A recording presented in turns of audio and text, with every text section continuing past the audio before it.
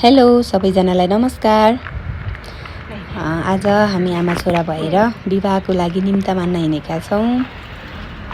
ह्याङ्गु चढेर घरबाट निस्क्यौँ हामी पुग्नुपर्ने चाहिँ पुरानो बानेश्वर रहेको छ।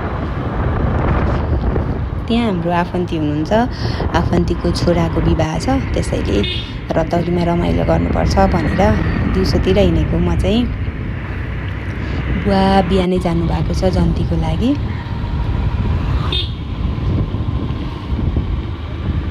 मलाई यो बाइकमा बस्दा एकदमै हावाले हान्ने समस्या के यो कस्तो असह्य लाग्छ है। अनि मेरो बाबुलाई चाहिँ मास्क लगान भने मानेन। म चाहिँ मास्क चस्मा सबै लगाउनुपर्छ। म सहनै सक्दिनँ, यो बाइकमा हिँड्दाखेरिको हावा चाहिँ सहनै सक्दिनँ। हामी विवाह घरमा पुग्यौँ अनि त्यसपछि यहाँ चाहिँ एकदमै रमाइलो सुरु भइसकेको रहेछ रतौलीको। बागलुङको रतौली काठमाडौँमा एकदमै रमाइलो भइरहेको छ। मलाई पनि रतौली भजन बाजा भनेपछि एकदमै मनपर्ने, त्यसैले मलाई पनि एकदमै रमाइलो लागेछ। मैले सानो क्लिप गरेर बेलुकासम्मको भिडियोहरू राख्ने कोसिस गर्नेछु। हजुरहरूले हाम्रो बागलुङतिरको रतौली अनि बाजा कस्तो हुने रहेछ भनेर हेरेर साथ दिनु होला। ल आउनुहोस् है, हामी सबै मिलेर रतौलीको रमाइलो गरौँ।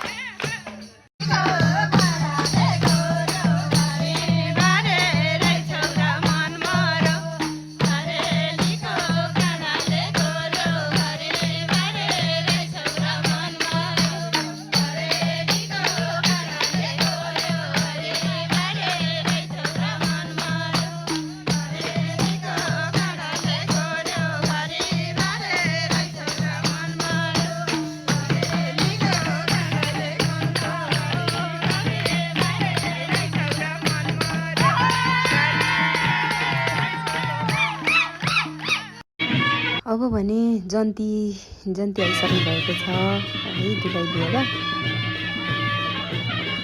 अनि अब बाजा रतौली एकैचोटि रमाइलो हुनेवाला छ।